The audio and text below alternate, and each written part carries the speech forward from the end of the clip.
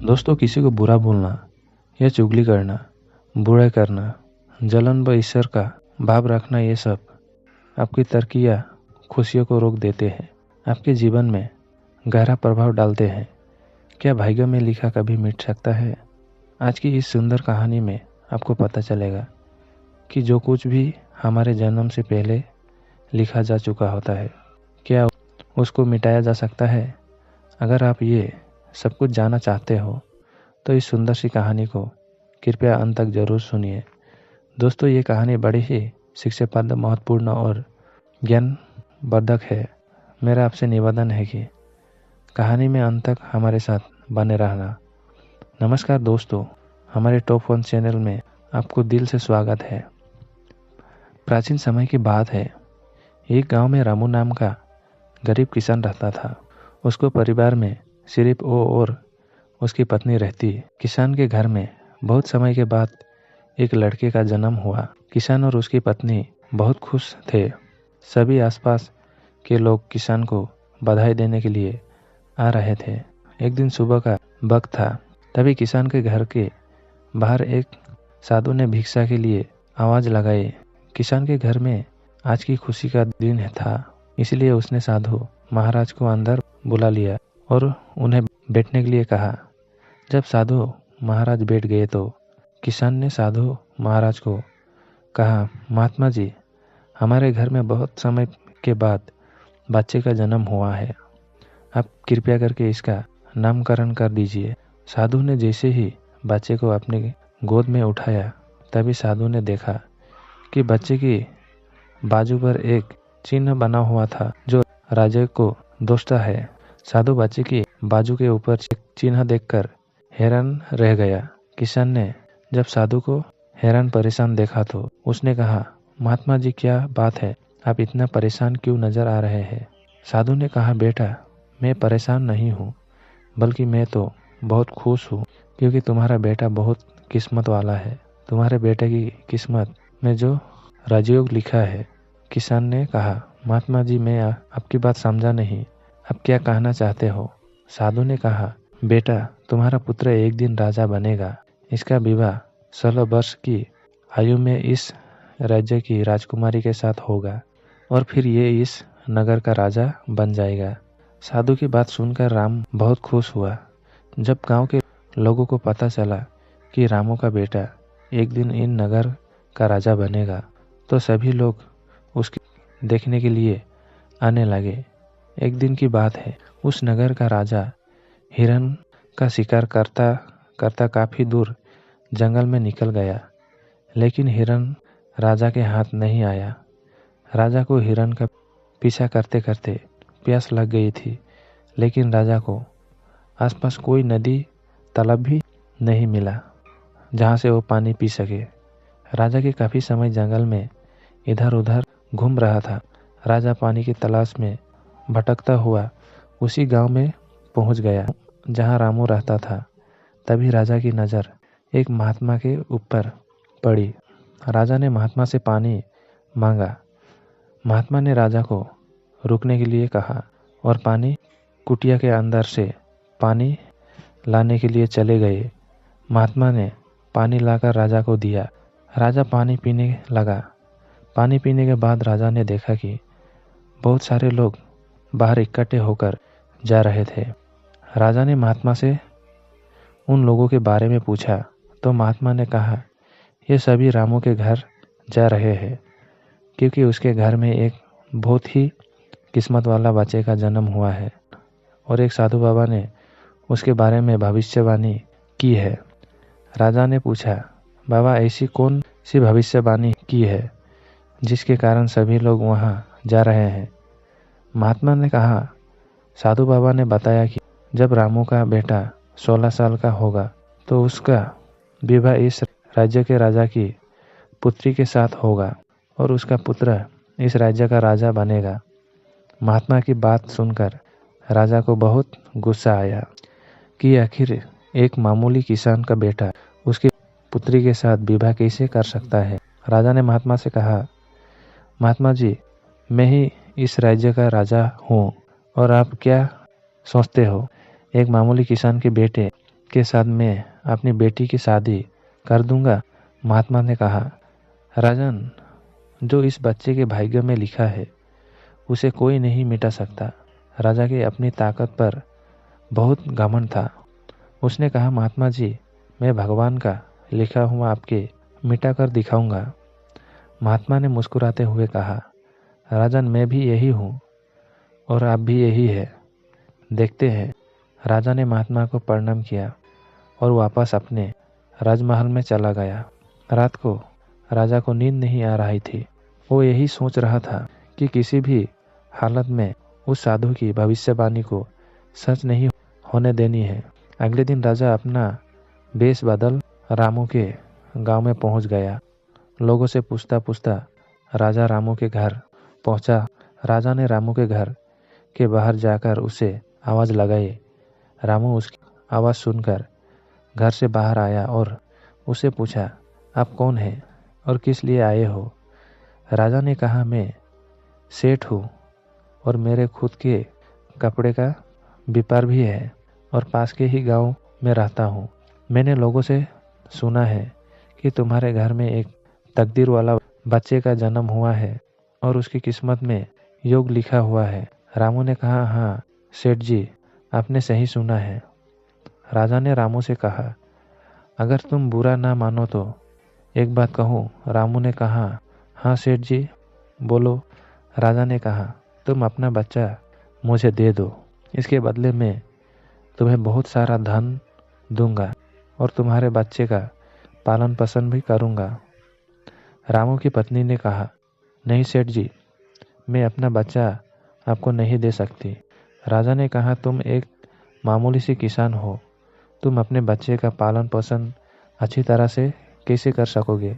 रामू ने सेठ की बात सुनकर कहा, हाँ सेठ जी, आप ठीक कहते हो, हम इस बच्चे का पालन पोषण अच्छी तरह से तो नहीं कर सकेंगे। रामू की बात सुनकर उसकी पत्नी ने कहा, ठीक है सेठ जी, मैं आपको अपना बच्चा देने के लिए तैयार हूँ, लेकिन जब ये 16 साल का हो जाएगा तब अब मुझे इसे वापस कर दोगे? राजा ने कहा, ठीक है, जब तुम्हारा बच्चा 16 वर्ष का हो जाएगा तो मैं इसे तुम्हें वापस कर दूंगा। ये कहकर राजा ने बच्चे को ले लिया और वहाँ से चला गया। राजा अपने साथ बच्चे को लेकर एक नदी पर पहुँचा। राजा ने सोचा था कि वो बच्चे को नदी में छोड़ देगा और उसकी मृत्यु हो जाएगी, लेकिन बच्चे का मासूम चेहरा देखकर उसको नदी में छोड़ने की हिम्मत नहीं हुई। बहुत सोचने के बाद राजा ने लड़की का एक संदूक लिया और बच्चे के संदूक में बंद करके पानी में बहा दिया। राजा ने सोचा, संदूक गहरी नींद में जाकर अपने आप ही डूब जाएगा और ये बच्चा मर जाएगा। ये सोचकर राजा अब निश्चित होकर वापस राजमहल में चला गया कि अब ये बच्चा वापस नहीं आएगा और मेरी बेटी के साथ इसकी शादी भी नहीं होंगी। मैंने भाग्य का लिखा हुआ मिटा दिया। उधर वो संदूक बहता हुआ एक नदी के किनारे पर पहुंचा, जहां पर एक धनवान सेठ सूर्य देवता के जल चढ़ा रहे थे। उस सेठ ने जब संदूक को खोलकर देखा तो उसके अंदर बच्चे को देखा। वो हैरान हो गए। उस सेठ की कोई संतान नहीं थी। सेठ उस बच्चे को अपने घर ले गया। सेठ की पत्नी बच्चे को देखकर बहुत खुश हुई। उसने जब सेठ से पूछा कि ये बच्चा किसका है, तो सेठ ने उसके बच्चे को बारे में बताया कि कैसे वो उस नदी में बहता हुआ मिला। सेठ और उसकी पत्नी ने बच्चे के लिए भगवान को हाथ जोड़कर धन्यवाद किया। अब वो बच्चे सेठ के घर में पलने लगा।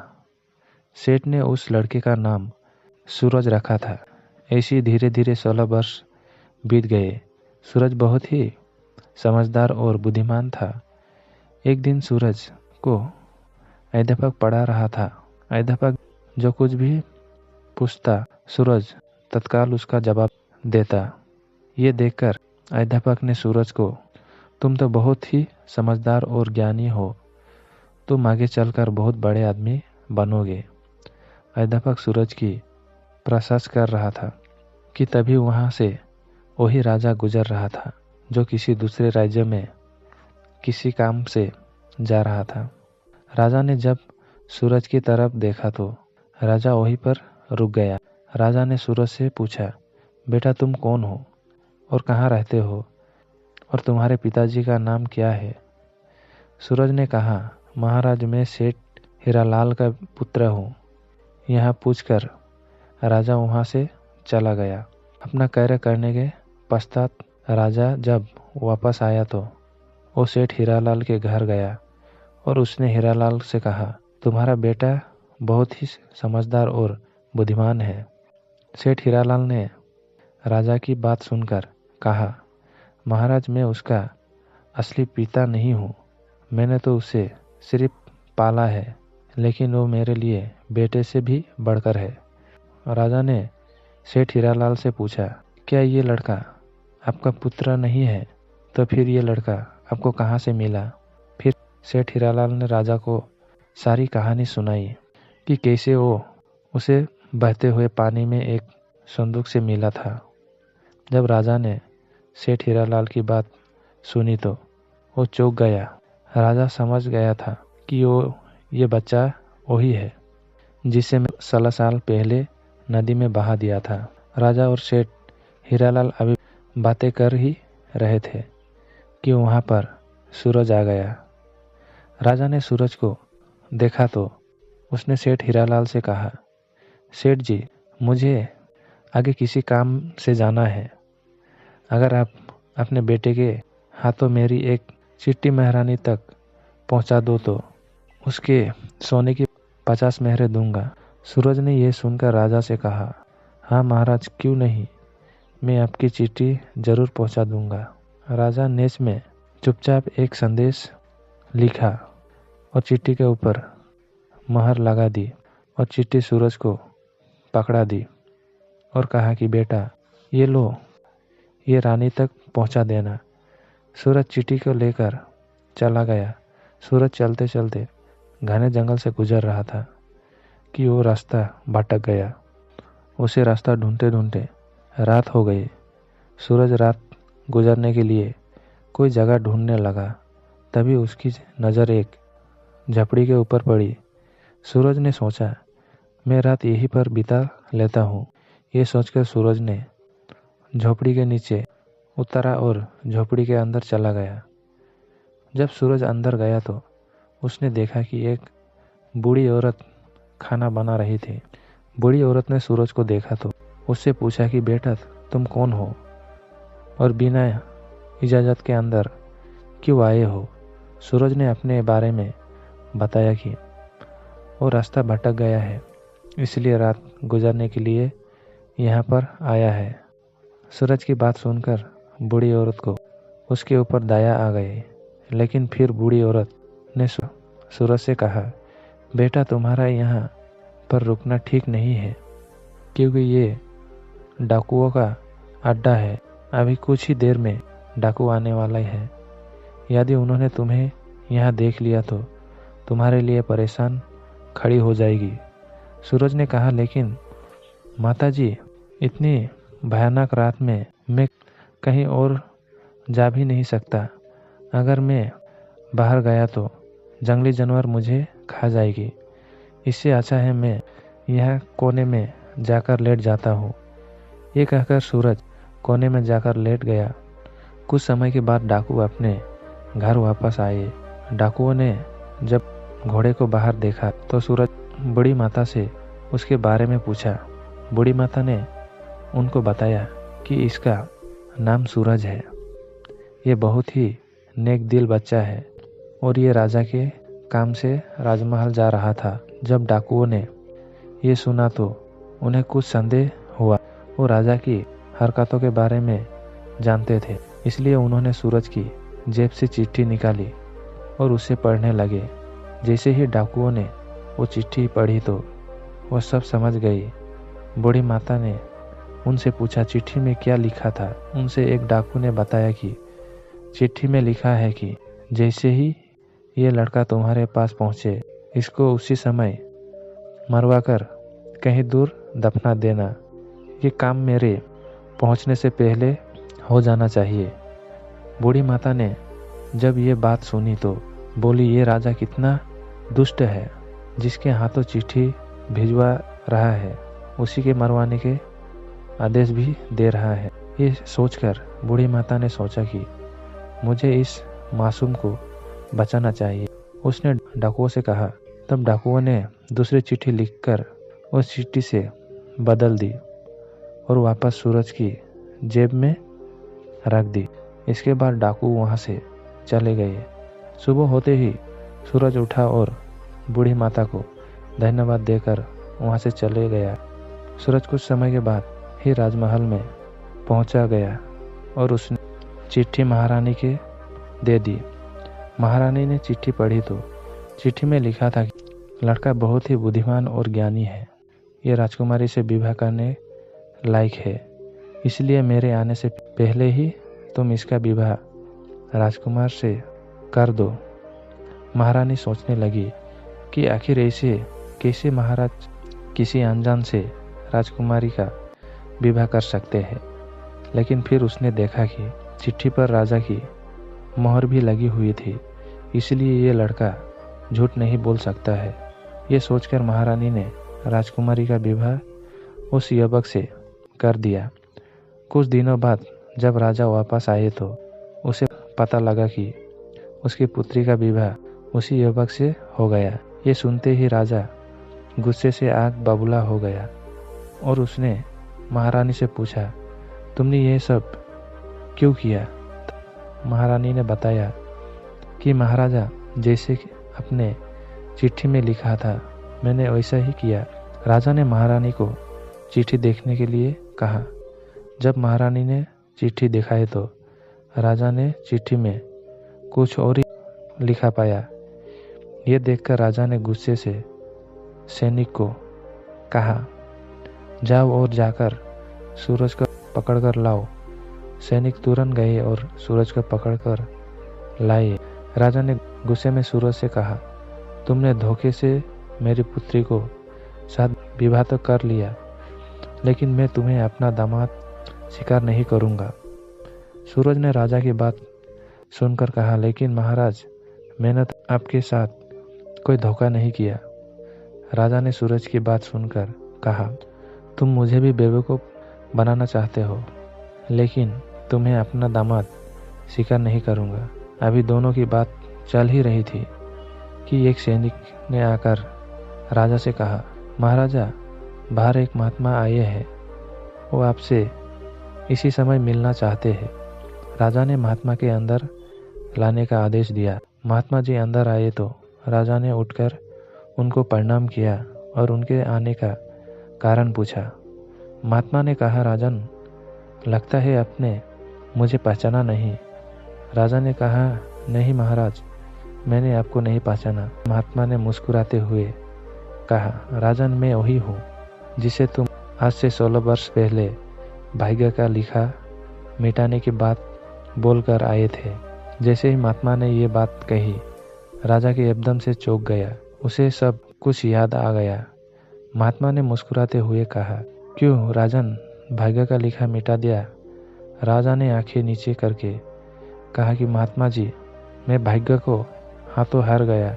महात्मा ने कहा, राजन, भाग्य को हाथों कोई नहीं जीत सकता, इसलिए अब सूरज को अपना दामाद स्वीकार करो और अपना राजपाट उसको सौंप दो। राजा ने कहा, महात्मा जी, जैसा आपने कहा था वैसा ही होगा। राजा को समझाकर महात्मा जी वहां से चले गए। राजा ने सूरज से माफी मांगी, सारा राजपाट उसको सौंप दिया। तो दोस्तों, कैसी लगी आपको ये कहानी? आप हमें कमेंट करके ज़रूर बताइए और अच्छी लगी हो तो चैनल को सब्सक्राइब ज़रूर कर लेना।